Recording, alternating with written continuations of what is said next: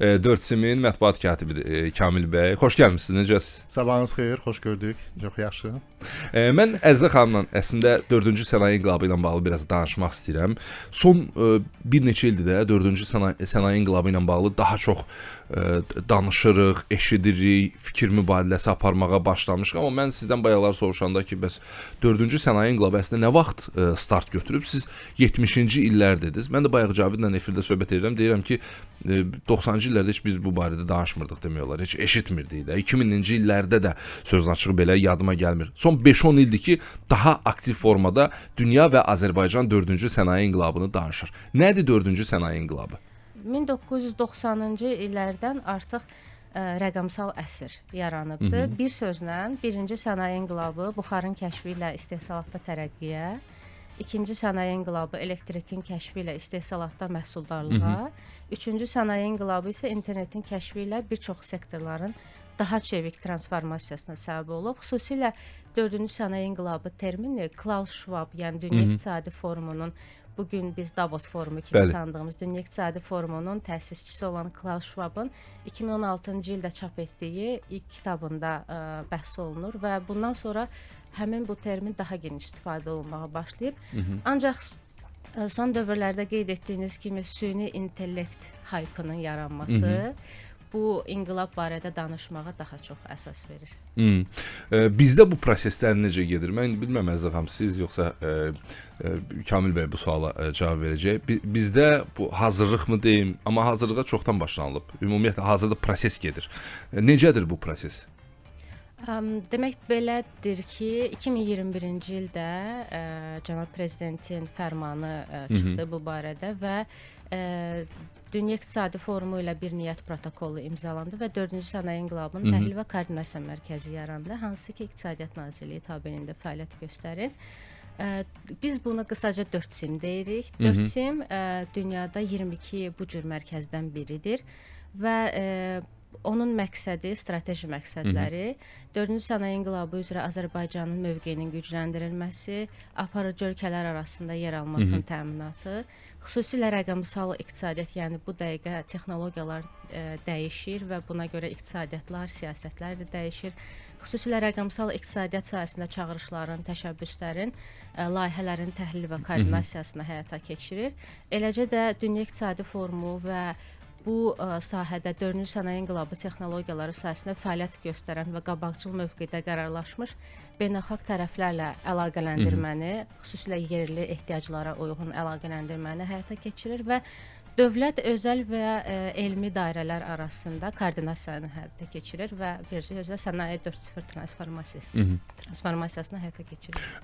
Təzə sizdə bu yaranmanı mən nəzərdə tuturam. Təzə fəaliyyət göstərirsiniz bir neçə ildir və məsələn gördüyünüz işlərdə, qoyduğunuz hədəflərdə nə qədər irəli gedə bilmisiniz və bu 3-4 il ərzində hansı hədəflərə çata bilmisiniz sənaye inqilabları ilə bağlı və dediyiniz istiqamətlərlə bağlı? Bizim ümumiyyətlə 4SIM olaraq 5 əsas fəaliyyət istiqamətimiz var. Hansı ki bu fəaliyyət istiqamətləri çərçivəsində biz ötən dövrlər ərzində bir neçə layihələrimiz olubdu, bir neçə təşəbbüslərimiz həyata keçirilibdi. Belə ki, bu istiqamətlərdən biri beynəlxalq təcrübə mübadiləsidir. Beynəlxalq təcrübəni öyrənirik. Dünya İqtisadi Forumunun şəbəkəsi vasitəsilə yeni bilikləri Azərbaycana gətiririk. Daha sonra insan kapitalının inkişafı istiqamətində təşəbbüslər həyata keçiririk. Texnologiyaların tətbiqinin xüsusilə milli iqtisadiyyatın müxtəlif sektorları üzrə stimullaşdırılmasını həyata keçiririk.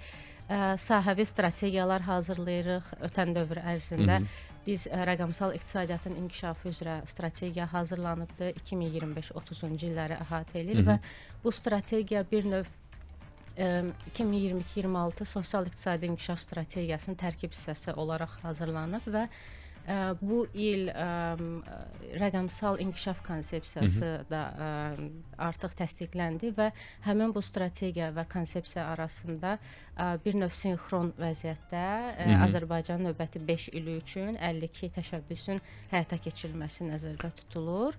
Həmçində maarifləndirmə və təşviq sahəsində tədbirlərimiz, workshoplarımız olur. Maraqlıdır ki, 2030-cu ilə qədər nəzərdə tutulan bu dövlət proqramı adlandıraq da məsələ ilə bağlı sizin görəcəyiniz işlər nədən ibarətdir? Konkret hədəflər var 2030-cu ilə qədər. Biz həmin məqamda nəyə nail olmağı düşünürük? Biz qeyd etdiyim bu strategiya çərçivəsində, rəqəmsal iqtisadiyyatın inkişafı üzrə strategiya çərçivəsində biz 3 aspekti əhatə etmişik. Bu dövlət, biznes və vətəndaş cəmiyyətidir. Biz bizneslərin, cari bizneslərin rəqəmsallaşmasına çalışırıq. Eyni zamanda yeni rəqəmsal bizneslərin yaranmasını təşviq edirik, stimullaşdırırıq.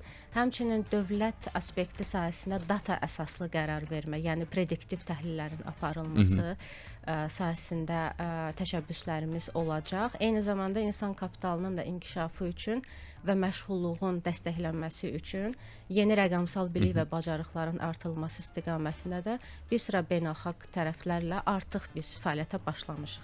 Bayaq belə bir söz dediniz ki, beynəlxalq səviyyədə əməkdaşlıq nəzərdə tutulur və artıq reallaşır. Ən çox kimlərlə, hansı güclərlə biz əməkdaşlıq edirik bu sahədə?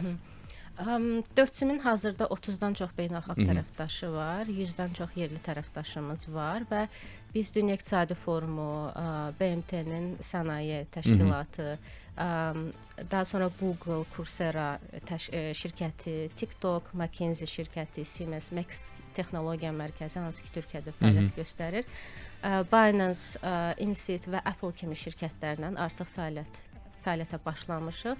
İstər insan kapitalı, istər sənaye 4.0 transformasiyası, istərsə də data əsaslı qərar vermə və süni intellekt texnologiyaları sahəsində bir sıra layihələr ötən dövrlərdə icra olunub və davam etdirilir.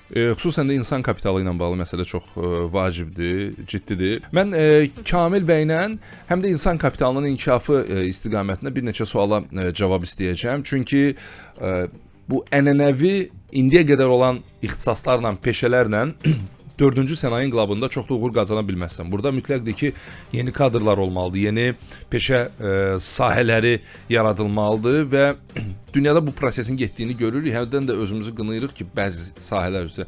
Niyə bizdə filan peşələr inkişaf eləmir? Niyə maraq yoxdur?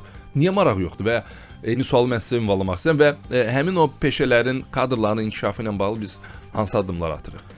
Demək, 4-cü Sənaye İnqilabının Təhlil Koordinasiya Mərkəzinin nəzdində 4C Akademiyası dediyimiz bir təhsil platforması var.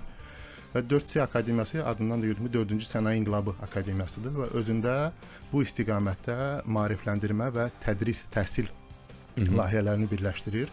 Və bizim bu hal-hazırda mövcud layihələrlə Coursera şirkəti ilə milli proqram layihəmiz var. Bu birincisini mən deyimsə.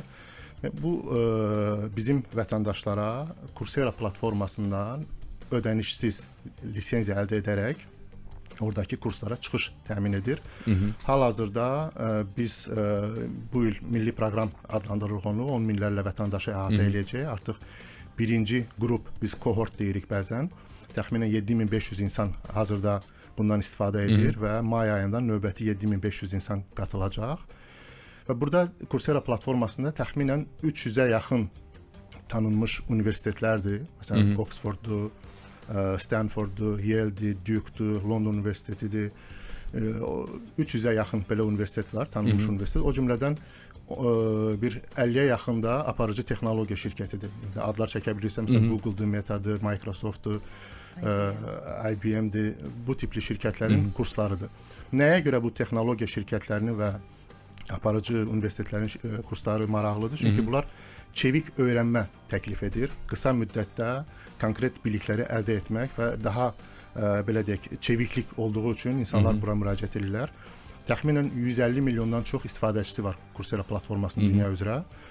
Və biz də fikirləşdik ki, bu imkanı yaratmaqla daha çox insan eyni anda istifadə edə bilər. Daha çox belə deyək, bilik əldə edə bilərlər bu istiqamətdə. Və bu platformada biz 10.000 kurs təklif edirik bizim vətəndaşlara. Üzr istəyirəm, 8.000 kurs. Və bu 8.000 kursun da biz Coursera şirkəti ilə əməkdaşlıq çərçivəsində 2500-ünü Azərbaycan dilində süni intellekt vasitəsilə tərcümə etdik, alt yazı ilə. Mən bir sual verim. Burada yaş məhdudiyyəti varmı? Bu birinci sual. İkinci sual, ödəniş filan məsələsi necə tənzimlənir? Heç bir ödəniş yoxdur. Siz qeydiyyatdan keçirsiniz 4SIM-in saytından. Aha. Ondan sonra sizə bildiriş gəlir ki, məsələn, filan tarixdə siz 6 həftəlik lisenziya əldə edəcəksiniz. Həmin tarixdən də siz Coursera-da özünüzə ya hesabınız varsa həmin hesabdan daxil olursunuz, ya da ki özünüzə hesab yaratmaqla öyrənməyə başlayırsınız. 6 həftəlik sizə o təqdim olunan 8000 kurs pulsuz təklif olunur. Heç bir yaş məhdudiyyəti yoxdur. 6 həftəlik. Bəli. İndiyəcən bizdə bəlkə statistika yoxdur əlimizdə, amma təxmini bir nəticələr deyə bilərsinizmi? İndiyəcən nə qədər adam burada iştirak edib? Baxın, bu milli proqramdan daha öncə 1 il ərzində pilot layihə şəklində bunu həyata keçirtdik. 10.000 nəfər vətəndaş üçün. Və 10.000 nəfər vətəndaş, o zaman biz 800 kurs nəzərdə tutmuşduq platformada.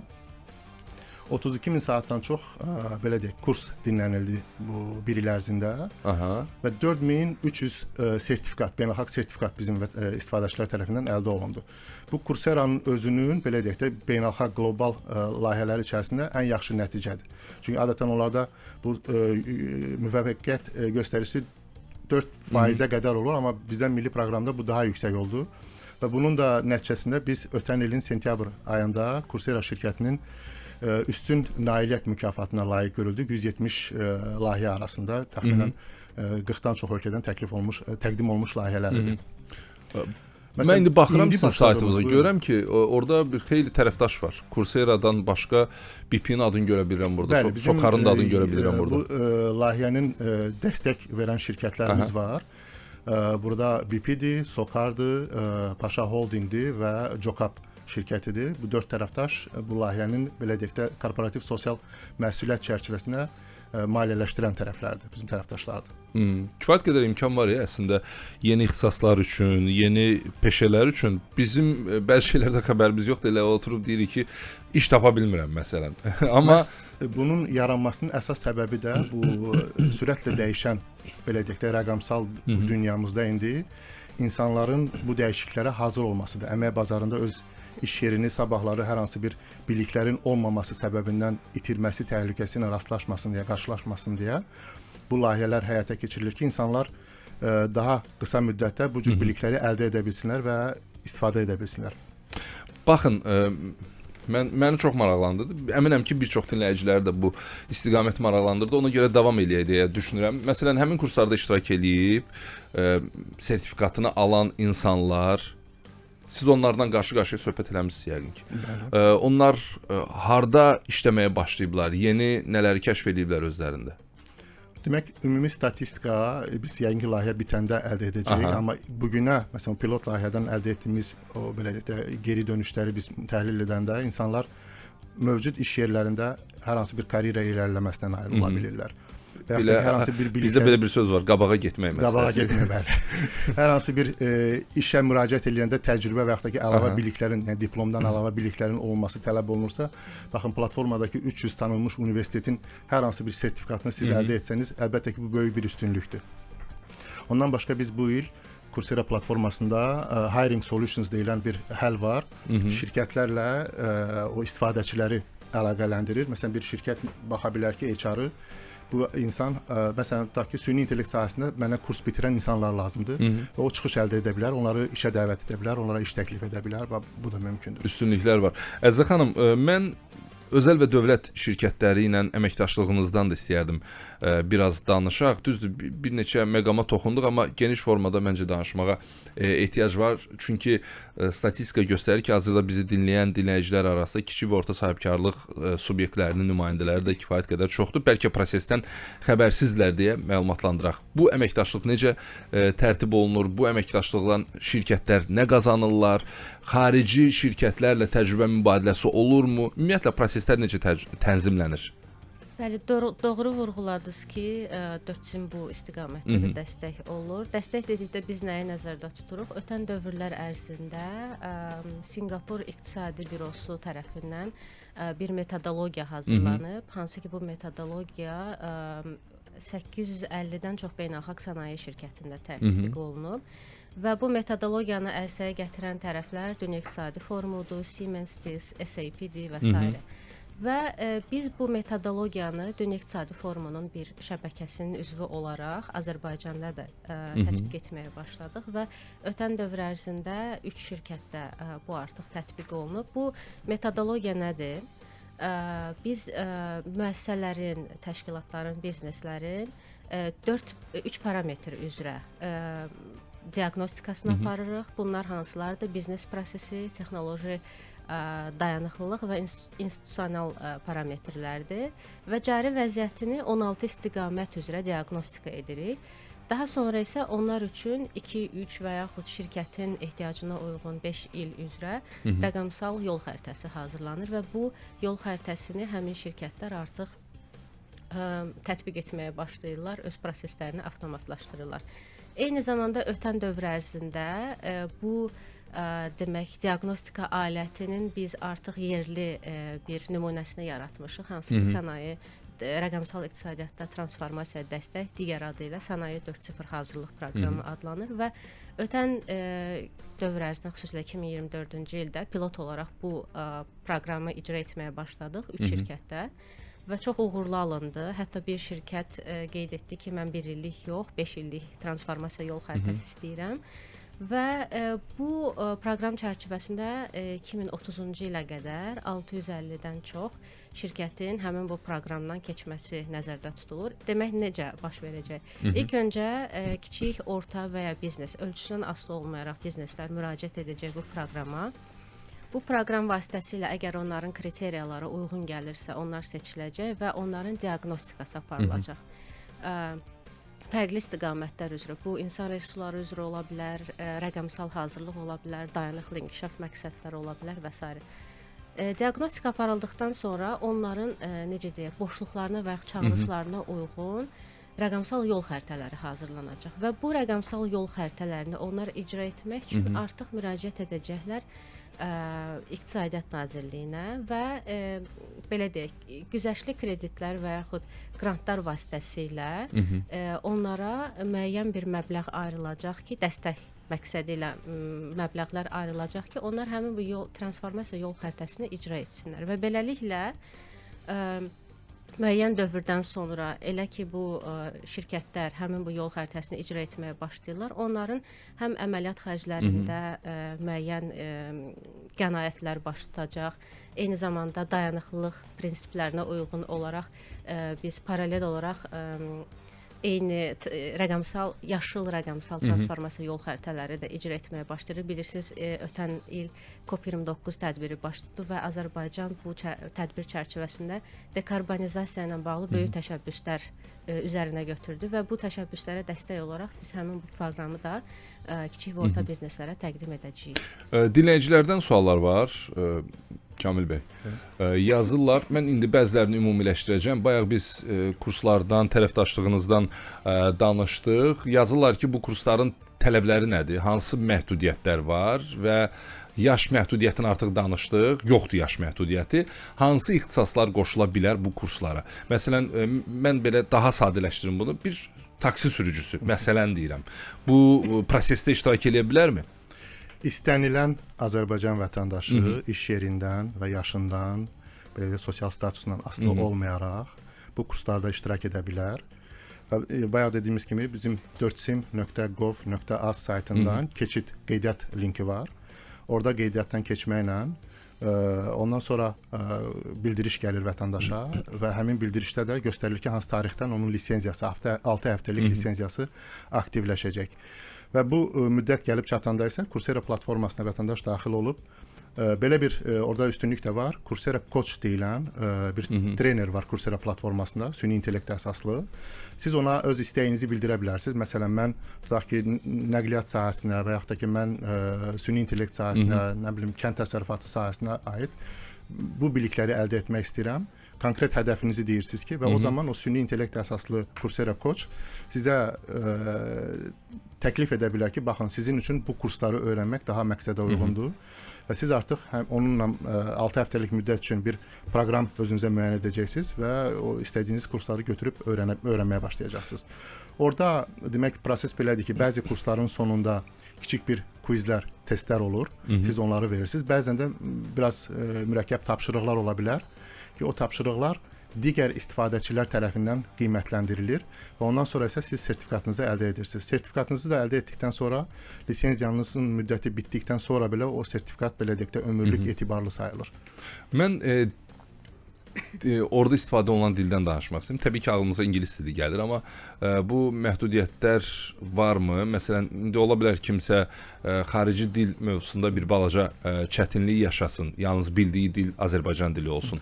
Əlbəttə ki, Coursera platforması belə deyək də bir biznes layihəsidir əvvəl ilkin olaraq və orada daha çox istifadə olunan, tələbat olunan dillər önə çıxır istifadəçilər üçün. Amma biz məhz milli proqramının ölkə vətəndaşlarının hamısını əhatə edə bilməsi üçün, bu kütləviliyi təmin edə bilmək üçün layihənin pilot mərhələsində tərəfdaşımızla belə anlaşdıq ki, bu layihə növbəti mərhələdə kurslar Azərbaycan dilində alt yazı ilə olsun. İndi məsələn siz istənilən bir kursu seçəndə orada təxminən 2500 kurs artıq Azərbaycan dilində tərcüməsi var və siz onu mətni Azərbaycan dilində baxa bilirsiniz, istifadə edə bilirsiniz və o bilikləri əldə edə bilirsiniz. Yekunda da imtahanı rahat verə bilirsiniz.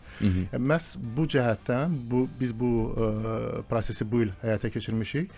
Yeri gəlmişkən orada 10 dənə kursda deepfake texnologiyası ilə ən çox tələbat olunan kurslar, həmçinin süni intellekt əsasına səsli formada Azərbaycan dilində tərcümə olunub.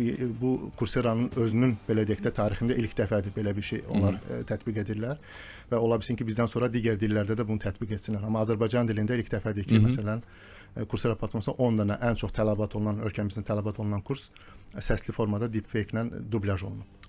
Əzizə xanım, startaplarla əməkdaşlıqlar olur, müəyyən layihələr reallaşır. Azərbaycanda da son illər startap layihələrinin artdığının şahidi oluruq. Burada dövlət dəstəyi də var. Təbii ki, dövlət də maksimum şəkildə çalışır ki, startaplara dəstək olsun. Müxtəlif layihələr vasitəsilə bunu reallaşdırır. Bəs siz startaplarla hansı əməkdaşlığı reallaşdırırsınız? Yenə də 4SIM Dünya İqtisadi Forumunun şəbəkəsinin üzvü olaraq burada bir neçə mərkəzlər mövcuddur, innovatorlar, startaplar və s. Və biz çalışırıq ki, yerli startapları həmin bu Dünya İqtisadi Forumunun aidiyyatı şəbəkəsi ilə əlaqələndirək. Məsəl üçün, hər il Çinin Tianjin şəhərində Yay Davosu adlanan Summer Davos tədbiri keçirilir və bu tədbirdə də müəyyən kriteriyalar mövcuddur. Hansı ki, bu kriteriyalara cavab verən startaplar həmin bu şəbəkənin, həmin bu tədbirdə iştirak edə, orada hətta 1 milyardlıq dövriyyəsi olan startaplar unicornlarla əlaqə yarada bilər, əməkdaşlıq edə bilərlər, yəni bir növ şəbəkələşə bilərlər. Və ötən il ərzində 2 startap, Azərbaycandan 2 startapın həmin tədbirdə iştirakını təmin etdik. Belə ki, bu Summer Davosda iştirak haqqı əslində 7000 frank, İsveçrə frankı, eləcə də investisiya cəlb etmə, yəni 10 milyondan çox investisiya cəlb edən kriteriyaları olmasına baxmayaraq, həmin bu startapların biz Azərbaycan olaraq tamamilə bu kriteriyalardan kənar həmin o tədbirdə iştirakını dəstəklədik. Eyni zamanda ötən illər ərzində UNESCO-la, Dünya İqtisadi Forumunun yenə də ekspertləri vasitəsilə həmin bu startaplar necə pitch eləyə bilərlər, öz layihələrini, öz məhsullarını necə investorlara təqdim edə bilərlər.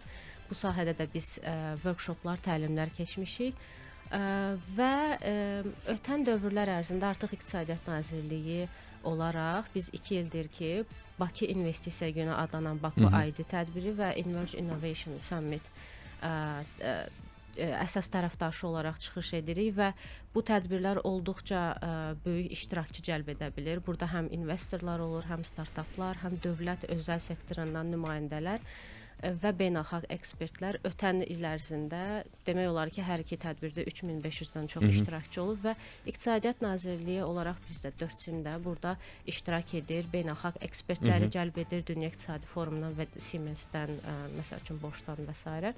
Və bir növ həm startaplara, həm bizneslərə, həm dövlət, özəl şirkətlər arasında əməkdaşlığa təşviq edir, bir növ stimullaşdırır.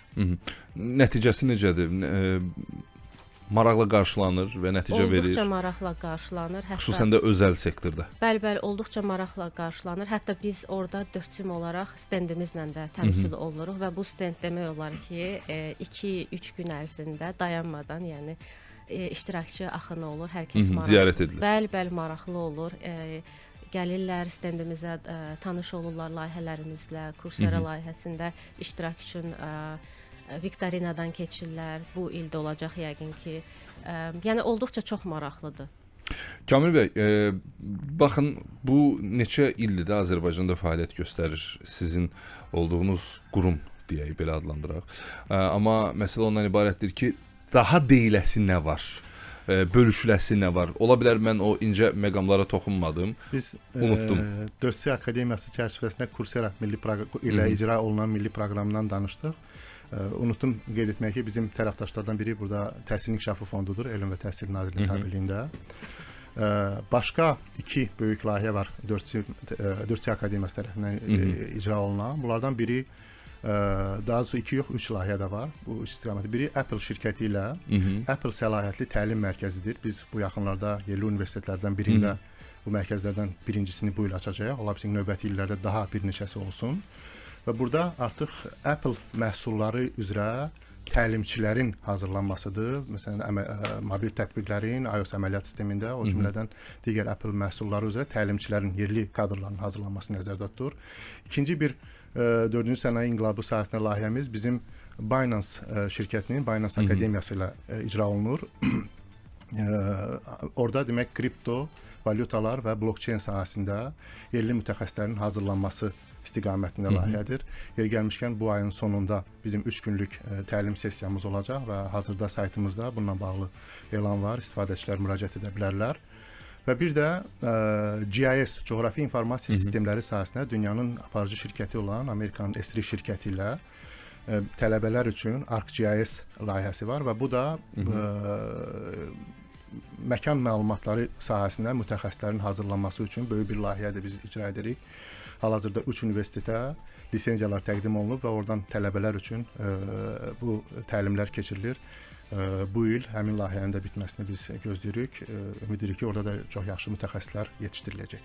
Mən hər ikinizə təşəkkür edirəm. Əzizə xanım, bəlkə deyiləsinə nəsə sözünüz var, eşitməyə hazırıq.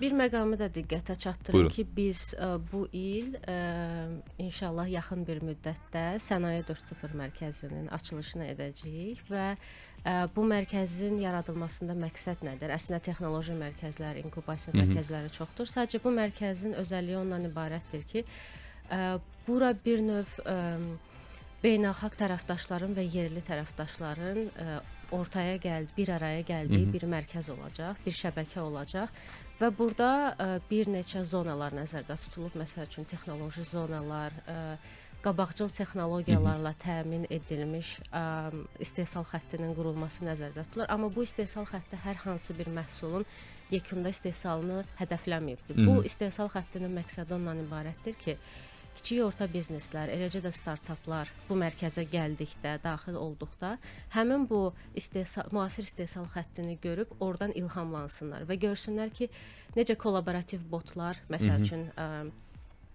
mürəbbə istehsalından söhbət gedirsə, şüşənin qapağını sıxır, daha sonra məsəl üçün robotlar necə onu tənzimləyir, necə keyfiyyətini nəzərdən keçirir, istehsala yararlıdırmı, yararlı deyilmi, onu təyin edir. Bir növ burada əşyaların interneti, texnologiyalarından istifadə olunacaq və bizneslər bura gəlib müşahidə etdikdə görəcəklər ki, öz əməliyyatlarında, öz proseslərində hansı texnologiyaları tətbiq etməklə öz məhsuldarlıqlarını artıra, izafi xərcləri azalda və iqtisadiyyata necə dəyər qata bilərlər və yaxud beynəlxalq standartlara uyğun fəaliyyətlərini necə təmin edə bilərlər.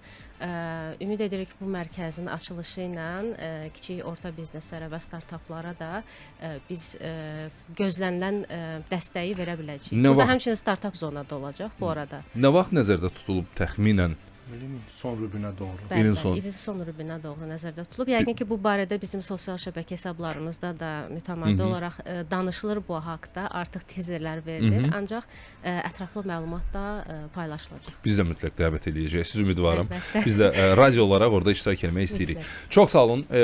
Çox dəyərli, yaxşı işlərlə məşğulsunuz. Uğurlar arzulayıram sizə bu fəaliyyətinizdə. Düşünürəm ki, yüzlərlə, bəlkə minlərlə insanı bu barədə məlumatlandıra bildik və artıq o müəyyən olmuş saytlardan sizin rəsmi saytınız bir daha deyək. 4sim.gov.az 4sim.gov.az saytından qeydiyyatdan keçib o tərəfdaşlardan birgə kurslarda iştirak edəcəklər, sertifikatlarını alacaqlar və öz peşələrində daha müasir standartları mənimsəyəcəklər. Sizin rolunuz burada çox böyükdür. Təşəkkürlər. Minnətdaram bir daha. Biz təşəkkür edirik. Çox sağ olun. Deməli, studiyamızın qonaqları 4SIM-in təhlil və monitorinq şöbəsinin rəhbəri Əzizə Vidadi, eyni zamanda 4SIM-in mətbuat katibi Kamil Piriyev idi.